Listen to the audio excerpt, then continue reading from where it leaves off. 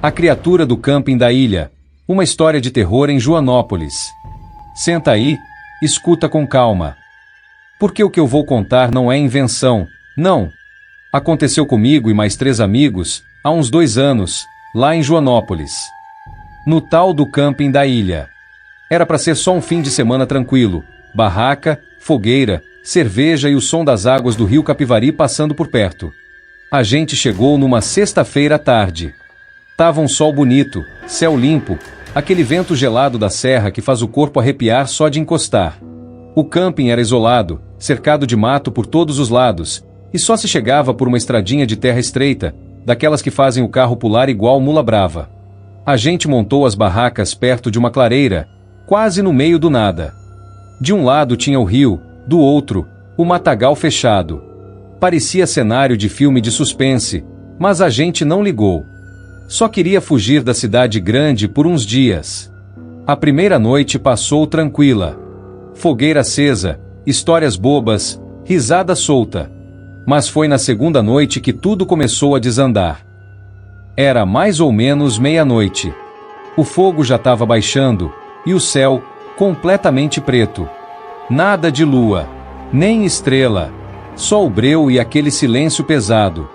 Foi aí que escutamos um barulho estranho. Veio do mato, do lado de trás das barracas. Algo entre um rosnado e um grunhido. Meio abafado, mas gutural. Parecia coisa de bicho grande. Deve ser um cachorro do mato, disse o Daniel, tentando parecer tranquilo. Mas ninguém achou que fosse.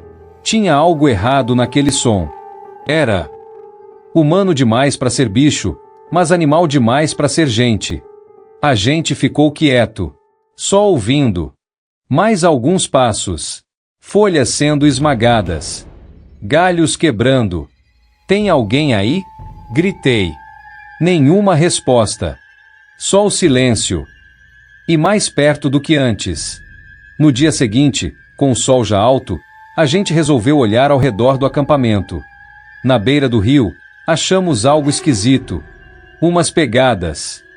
Mas não eram de sapato, nem de animal conhecido.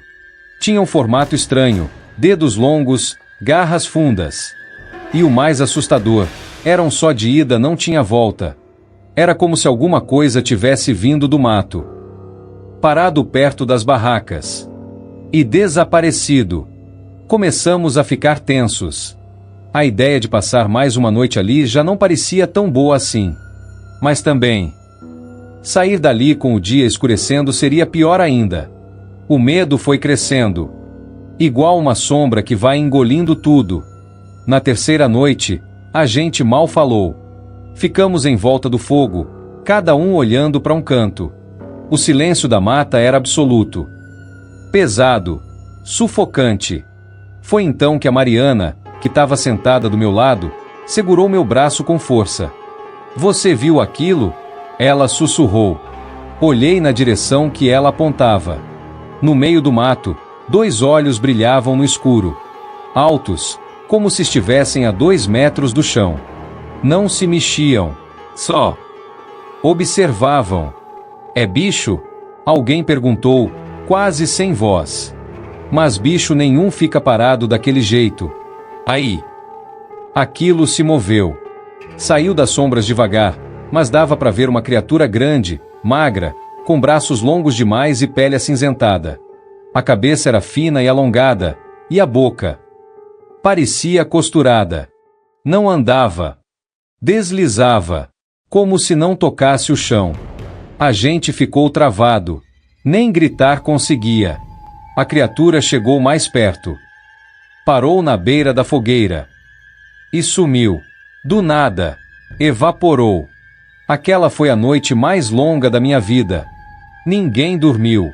Ficamos todos encolhidos dentro da barraca, ouvindo passos circulando o acampamento até o amanhecer. Quando o dia clareou, a gente nem arrumou as coisas. Enfiamos tudo no carro e fomos embora na pressa, sem olhar para trás. Na saída, passamos por um senhorzinho que cuidava de um sítio ali perto. Contamos o que vimos, achando que ele ia rir. Mas ele só fez um sinal da cruz e disse: Vocês deram sorte. Dizem que essa criatura aparece quando alguém acampa naquele canto da ilha. Ela escolhe um e leva. A gente perguntou se alguém já tinha desaparecido. Ele respondeu só com o olhar. Pesado, cheio de histórias não contadas. Nunca mais voltamos ao camping da ilha. Mas, às vezes, eu sonho com aquela criatura. Acordo com a sensação de estar sendo observado. E quando olho pela janela, vejo 2 olhos brilhando na escuridão. O lobisomem do bairro do Algodão. Era uma noite fria e sem lua no bairro do Algodão, em Pouso Alegre. O vento soprava pelas ruas de terra batida, fazendo os galhos das árvores estalarem como se alguém estivesse andando no mato. A vizinhança já estava acostumada com os sons da noite, mas naquela sexta-feira, alguma coisa parecia errada. Dona Arlete, moradora antiga da rua José Vicente, jurava que escutou uivos vindos do matagal atrás da casa dela. Ela até comentou com o vizinho Zé Mauro na manhã seguinte. Ô Zé, tu escutou o que eu escutei ontem? Um uivo, forte, meio rouco. Não era cachorro não, disse ela, assustada. Zé Mauro só fez que não com a cabeça. Deve ser bicho do mato, Arlete. Lobo-guará, talvez. Mas ela não se convenceu. E não era só ela que estava com a pulga atrás da orelha. Na noite seguinte, por volta das 11h30, um cachorro sumiu. Era o Douglas, o vira-lata do seu Geraldo, que sempre ficava amarrado perto da cerca. Quando o velho foi ver de manhã, só tinha corda esgarçada e marcas estranhas no chão. Parecia pegada de gente. Mas era grande e com unhas. A notícia se espalhou igual rastilho de pólvora. O povo do bairro começou a trancar as portas mais cedo, ninguém mais deixava cachorro para fora, e até os moleques que jogavam bola na rua sumiram. Foi aí que entrou em cena o Rafael. Gente boa, morador novo no bairro, policial de folga, tinha se mudado fazia uns 3 meses. Ele escutou as conversas na padaria e resolveu dar uma olhada mais de perto no tal matagal que começava no fundo da rua e seguia morro acima. Na noite de sábado, ele pegou sua espingarda calibre 12 e a pistola .40, prendeu o cachorro dele, o Chapolin, dentro de casa, e foi até a beira do mato. A lanterna iluminava pouco, e o mato parecia ainda mais fechado do que era de dia. O silêncio era tão profundo que ele conseguia ouvir o próprio coração. Caminhou uns 20 minutos até ouvir um barulho, gravetos quebrando, respiração forte, quase um ronco. Apontou a lanterna e viu 2 olhos vermelhos encarando ele por entre as folhas. Não era bicho comum. Era uma criatura alta, com mais de 1,80 m, coberta de pelos escuros, com focinho comprido igual ao de um doberma, mas andando em pé. Rafael engatilhou a espingarda, mas hesitou. A coisa não atacava, só observava. Até que num salto, sumiu no mato, deixando marcas fundas na terra fofa. O policial voltou para casa tremendo. Na manhã seguinte, contou tudo para os moradores mais próximos. Ninguém duvidou. Até porque, naquela mesma noite, o galo do seu Tonho apareceu morto. Sem uma gota de sangue. Nos dias que seguiram, o bairro do Algodão virou outro. Ninguém saía mais à noite. Os cachorros latiam pro nada. Gente jurava ver sombras passando pelas janelas. E o pior, toda sexta-feira, quando a lua começava a crescer, os uivos voltavam. Sempre no mesmo horário. Dizem que o lobisomem só aparece quando sente que tem medo por perto. Que ele fareja o pavor das pessoas. E que mora ali, em algum canto do matagal. Escondido, esperando a próxima sexta-feira para sair. Até hoje, quem mora no bairro do Algodão sabe, quando escurecer, fecha a porta, reza e espera o dia amanhecer. Porque no fundo do mato, tem coisa que homem nenhum devia cruzar. O mistério da Chácara do Silva. Itapecerica da Serra sempre foi um lugar calmo, cercado de muito verde, chácaras e aquele cheirinho de mato que só quem mora lá conhece. Mas naquela semana, alguma coisa estranha começou a acontecer na chácara da Dona Marlene, uma senhora viúva que morava com o filho, o Jonas, de 17 anos, e uma porção de animais, galinhas, patos, 2 cachorros e uma vaquinha leiteira chamada Lúcia. Era uma terça-feira quando tudo começou. Naquela manhã, Jonas acordou mais cedo para soltar as galinhas, como fazia todo dia. Mas, assim que chegou perto do galinheiro, deu um grito. Dona Marlene correu, de chinelo, com a mão ainda suja de farinha do pão que estava sovando. Meu Deus do céu, o que aconteceu, menino? Ela perguntou assustada. Mãe, olha isso! Dentro do galinheiro, 5 galinhas estavam mortas. Mas o estranho não era só isso. Elas pareciam ter sido sugadas por dentro. Estavam murchas, como se alguém tivesse tirado todo o sangue e deixado só a carcaça. Não havia sangue no chão, nem penas espalhadas como quando um cachorro ataca. Tudo limpo demais. Dona Marlene ficou branca. Ela era do tipo que rezava toda noite, sempre deixava raminho de arruda atrás da porta, e nunca gostou de falar de coisa ruim. Mas naquele dia, sentiu que algo estava errado. Isso aí não foi raposa nem gambá. Isso aí foi coisa do outro mundo, murmurou. Na noite seguinte, os cachorros começaram a latir feito doidos lá pelas 2 da manhã. Jonas, curioso, resolveu sair com a lanterna para ver o que era. Dona Marlene implorou para ele não ir, mas ele foi mesmo assim. A noite estava abafada, sem vento, e a mata fazia barulho com os grilos e as corujas. Quando chegou perto do galinheiro, Jonas ouviu um som esquisito.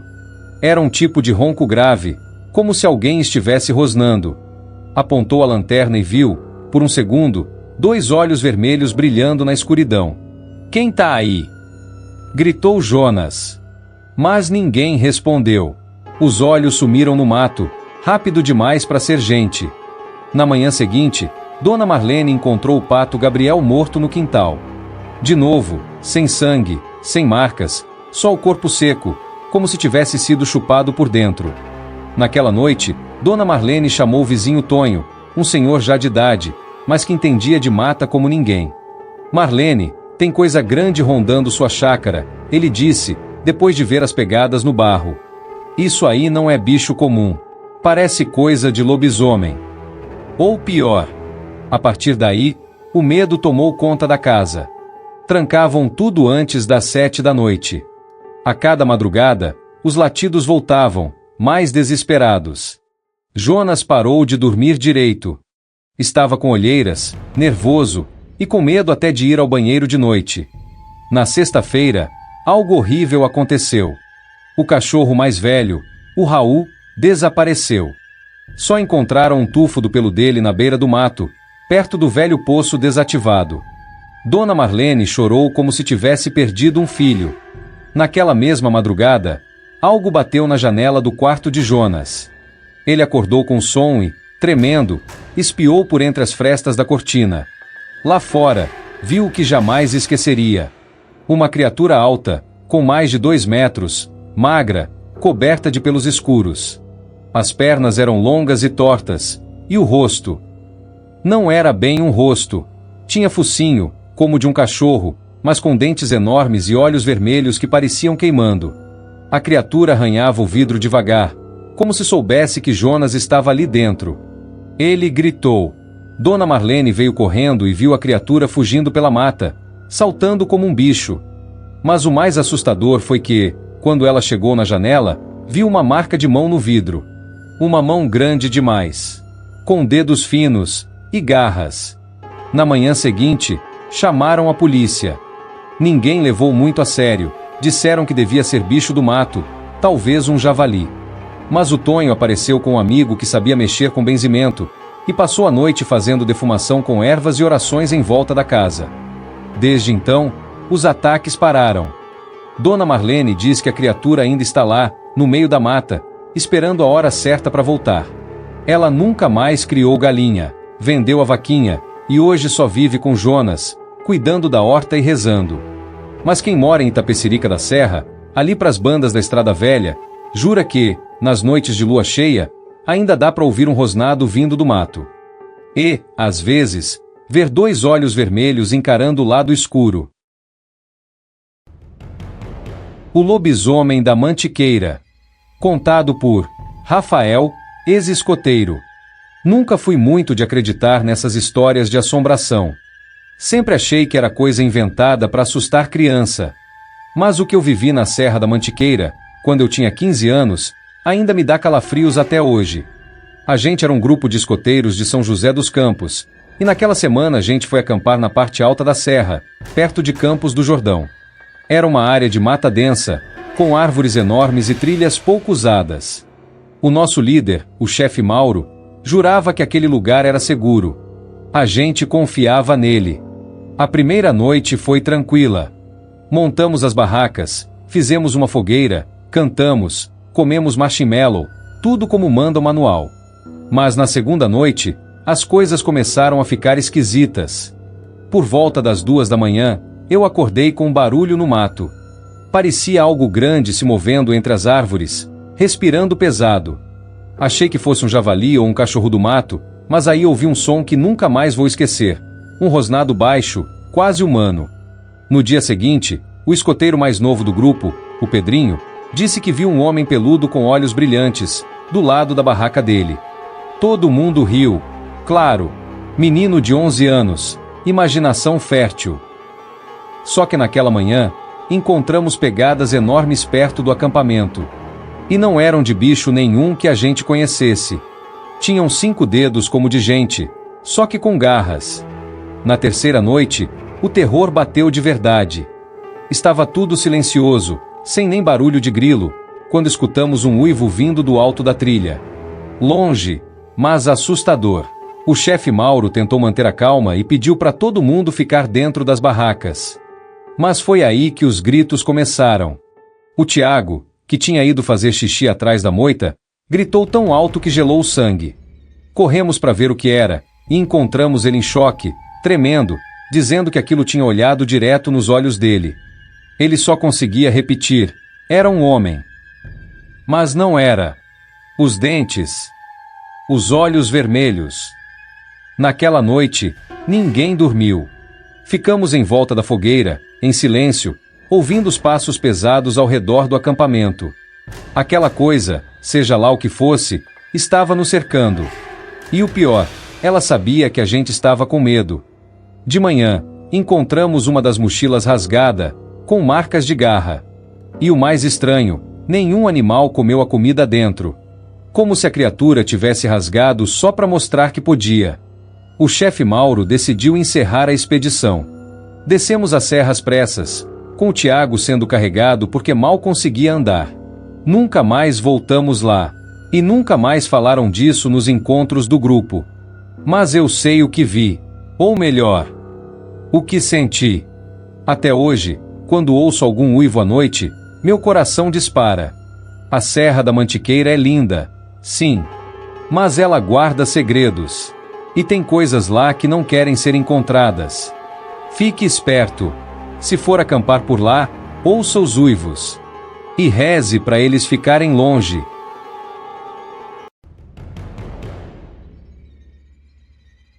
A coisa de Parelheiros. Era uma noite fria e úmida de sexta-feira em Parelheiros, zona sul de São Paulo. A cerração cobria a estrada de terra como um cobertor de névoa, e o silêncio do mato era quebrado apenas pelo barulho distante de alguns grilos e o latido espaçado de um cachorro. Na base da Polícia Militar Ambiental, o rádio chiou. 190, recebemos denúncia de várias mortes de animais na estrada da colônia. Solicito viatura para averiguar. Era a terceira ligação em menos de uma semana. Sempre na mesma região. Sempre o mesmo relato. Bois, vacas, galinhas e porcos mortos, com os corpos completamente mutilados. A viatura M30217 saiu devagar, com os faróis cortando a névoa. Dentro estavam o Cabo Vieira, um policial experiente de 46 anos, já calejado por tudo que já viu, e o soldado Andrade, novato, recém-saído da formação. Os dois trocaram olhares, meio desconfiados. Mais um caso de onça? Perguntou Andrade, com um sorriso nervoso. Isso aqui não é Pantanal, parceiro.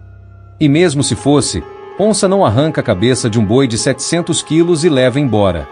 Ao chegarem na propriedade, foram recebidos por seu Damião, o proprietário do sítio. Um homem simples, com as mãos calejadas e olhos esbugalhados de medo. Eu não sei o que está acontecendo. Primeiro foi uma vaca, depois sumiram 2 porcos. Agora foi tudo, até as galinhas. A cena era inacreditável. Havia sangue por todo lado. As cercas estavam arrebentadas como se algo tivesse arrombado com brutalidade. 3 vacas estavam caídas, com os corpos esfolados e marcas de garras profundas. Os porcos estavam em pedaços. E não havia nenhum rastro de pneu, pegadas humanas ou animais comuns. Apenas buracos profundos no barro, como se algo com garras longas tivesse cavado. O cabo Vieira se agachou perto de um corpo. Olha isso, Andrade. Isso aqui não é ataque de animal comum. Olha o corte. Preciso. Limpo. Isso é quase cirúrgico. 2 cães começaram a uivar, encarando o mato denso atrás do galpão. A noite ficou ainda mais silenciosa. Sem grilos. Sem sapos. Nada. Tá sentindo esse cheiro? Perguntou Andrade, tampando o nariz. Era um fedor insuportável, uma mistura de enxofre, carne podre e metal queimado. De repente, os rádios dos 2 começaram a chiar e emitir um som estranho, quase como uma voz, mas distorcida. Um sussurro. Vocês não deveriam estar aqui. Desliga isso. Deve ser interferência, gritou Vieira, mas sua voz já tremia. Do mato veio um som gutural, como um ronco profundo, seguido por um estalo alto, como se um galho enorme tivesse se quebrado. E então, eles viram. Algo saiu das sombras. Era uma criatura alta, encurvada, com pele escura e molhada, como couro velho. Os olhos vermelhos, fixos neles, e a boca cheia de dentes finos e afiados. As mãos, se é que se pode chamar de mãos, terminavam em garras negras e curvas, como foices. Andrade congelou. Vieira sacou a arma, mas seus dedos tremiam tanto que mal conseguia mirar. A criatura soltou um grito agudo, ensurdecedor, e correu em direção à viatura, com uma velocidade absurda. Entra no carro! Gritou Vieira, puxando Andrade pelo colete. A viatura arrancou derrapando na terra molhada, com os pneus cantando. Pelo retrovisor, Andrade viu a criatura parando no meio da estrada, encarando os faróis, com a cabeça inclinada como se estivesse estudando a viatura, depois sumiu no mato como um vulto. De volta à base, os 2 policiais relataram o ocorrido. Mas não houve investigação. Não houve perícia. O caso foi arquivado como ataque de animal desconhecido.